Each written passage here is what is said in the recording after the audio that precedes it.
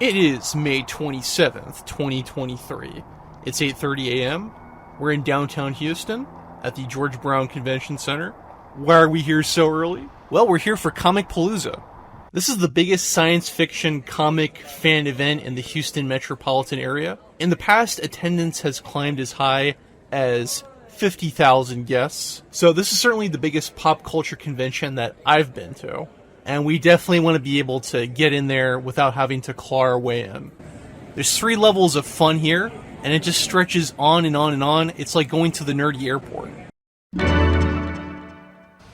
Before the doors on the ground floor opened, we killed some time on the arcade located on the top floor, which was provided by Charles from Joystix. They got Mario Kart, CC, they got pinball. Several of the recent Stern pinball games were here. Guardians of the Galaxy, Jurassic Park, Avengers Infinity Quest, and The Mandalorian. I hadn't seen Guardians of the Galaxy in a bit, so I was pretty excited to play that one. It was fun, especially because I had met John Borg, the game designer, in November of last year, and he talked about working on the game. That was pretty fresh in my mind. This game's pretty execution heavy.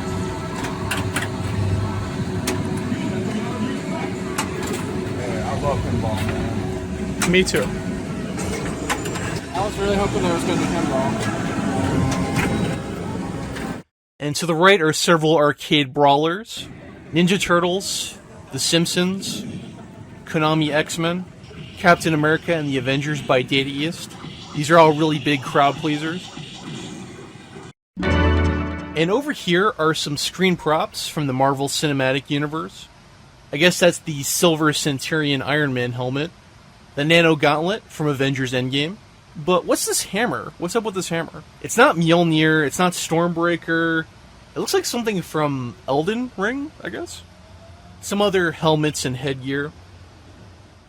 There's the ruined Mjolnir, Infinity Gauntlets, Thor's gladiatorial helmet from Thor Ragnarok. Here's some Lego art. You got the Star Wars characters, David Bowie, Einstein, Martin Luther King. Speaking of Legos, once the main doors opened up on the bottom floor, we were checking out the display put together by the Houston Brick Club. Here is a whole-ass Lego city by Tim Howell. It's very whimsical, isn't it?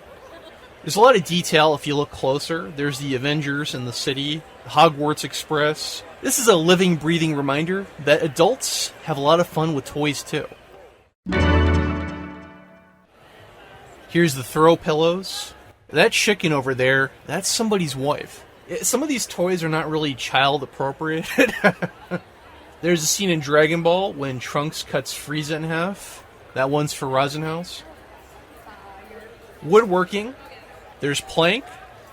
And here's some Game Boys for those with very big hands.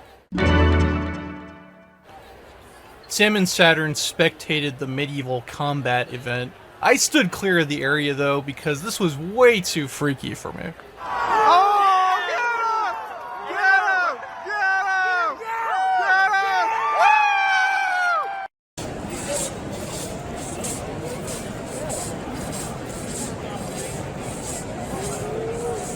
him! One of the centerpiece events is the car show. I think they call it the Nerd Garage. There's all these souped-up vehicles. Some of them look like they could audition for a Fast and Furious movie. You can't help but wonder how many of them are street legal. One of the first cars was this Joker Mobile, a tribute to the Joker in general. I think it's pretty freaky. I would never want to step inside this car. The Joker swag.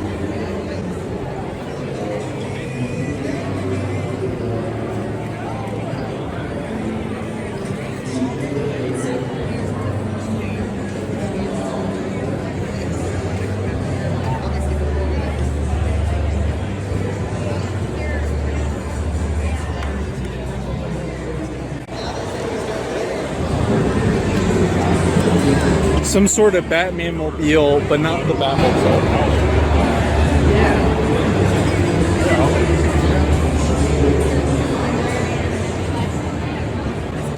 It's better than the Joker. You're so opinionated. Miles Morales' spider car.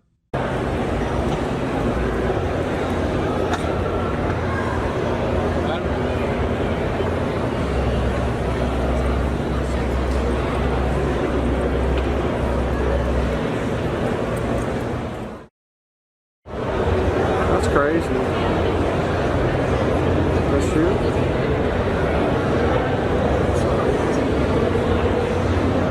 I know, and it rotates.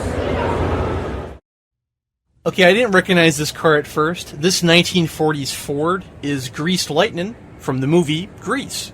Somebody had to explain it to me. I hadn't seen the movie in such a long time. I think cars from the 40s and 50s are pretty groovy. The Itasha car, I wasn't really a fan of this one. The design was just way too busy.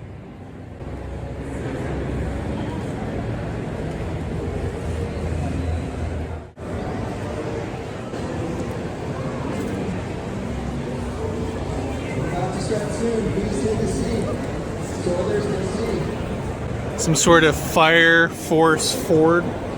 This is a big pickup.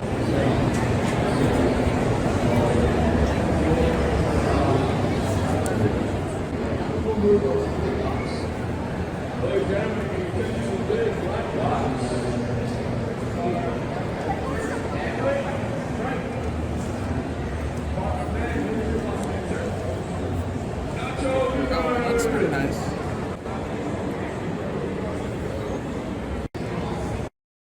This one's crazy.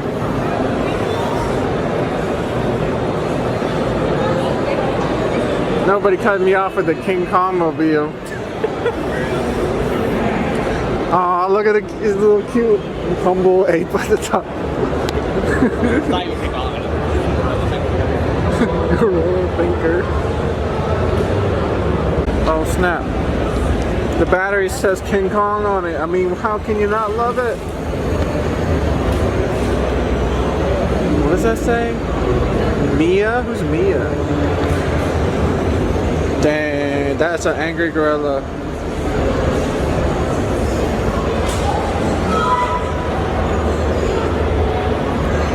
My boy King Kong, I like this one.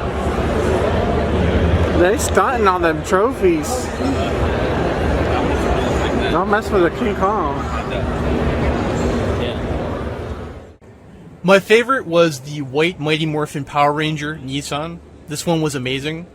I've always loved the look of the White Ranger and the White Tiger Zord.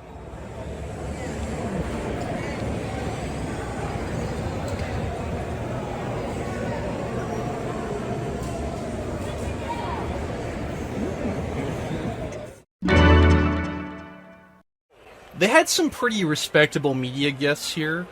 They had Christopher Judge, who plays Kratos in the recent God of War material. He's also in one of the Stargate series. They had voice actors from Funimation and Crunchyroll. The guy who plays Green Arrow. William Shatner was here as the guest of honor.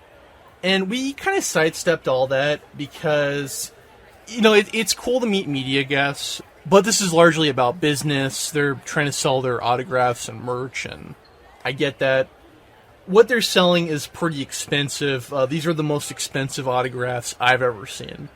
So when you go to events like this, you have to make sure you have your money saved up and pick your battles very carefully. One thing I wasn't expecting is that off to the side, there was Dwyane Cameron. He was in a separate area. If you know me, I'm a big Power Rangers fan, and if you don't know, now you know.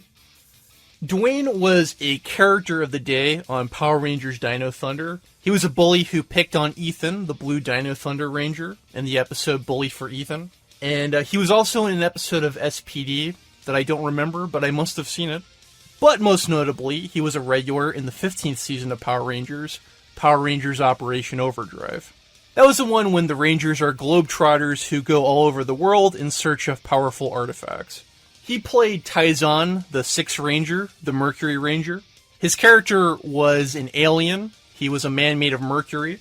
Some people don't even know that Power Rangers had a 15th season, but I always liked his character and his character arc. That was a major highlight of that season for me. He was an alien first responder, and he went all around the galaxy helping people who were victims of calamities like cave-ins and what have you. So, he's a pretty noble and altruistic guy. I was pretty excited. I wasn't expecting it. He had all these screen props here. He had a script from the episode Once a Ranger. Dwayne's from New Zealand. They had been filming Power Rangers in New Zealand since 2002, 2003, so about 20 years.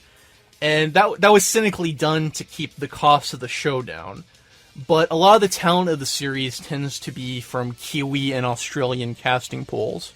They film a lot of TV shows and movies in New Zealand, like Xena Warrior Princess, one of my favorite shows when I was younger, the Lord of the Rings movies, Flight of the Conchords. And just from my experience, I haven't interacted with too many New Zealanders, but they've always been very welcoming and inviting, and one day I would really like to visit that country. It's a very beautiful country.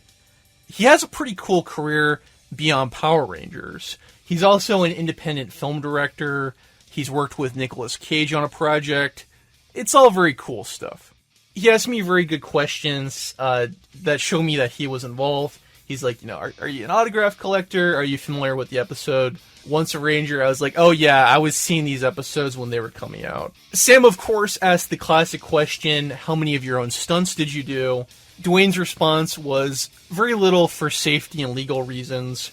He mentioned that his first stunt double slipped on a rock and broke their face, and we just recoiled in horror at that story. He also mentioned that the pyrotechnics were done with a container full of gasoline, and the fire went as high as the roof of the convention building, which, that has to be like 20 feet in the air. His response was, that's controlled fire in the way that a nuclear bomb is controlled fire. So that was all very fun. I bought the Mercury Ranger pin, and he let me try on the Mercury Ranger Morpher. We did the kick into overdrive kata, and that was a very big highlight for me. So thank you, Sam, and thank you, Dwayne. The big event for Sam and Saturn was at the Retro World Series competition. I had previously met them in 2018. They're from College Station, if I'm not mistaken, and this is mostly handled by a husband-wife team. They had entire rows of consoles booted up and ready for people to play them. Stuff like Mega Man X, Contra 3, Earthworm Jim 2. There was a member of the cleanup crew who was like, oh man, NBA Jam, I haven't seen that game since 95. So, these games always tend to elicit strong reactions from people. They had Super Mario Bros. The Lost Levels on a Famicom. Just a really eclectic mix of games, and they do competitive versions of games you wouldn't know have competitive communities. But the main event was the Smash Brothers tournament, which we can't show much of here, but definitely follow them on social media, and we have filmed some of their other events. I'm very grateful for what they do. It was a totally packed and crazy and chaotic day. It's something I'd like to do again. If you were at Comicpalooza in Houston, let us know in the comments. Either way, let us know what we filmed or photographed that you enjoyed, and just stick around for related content. We'll see you in the next video.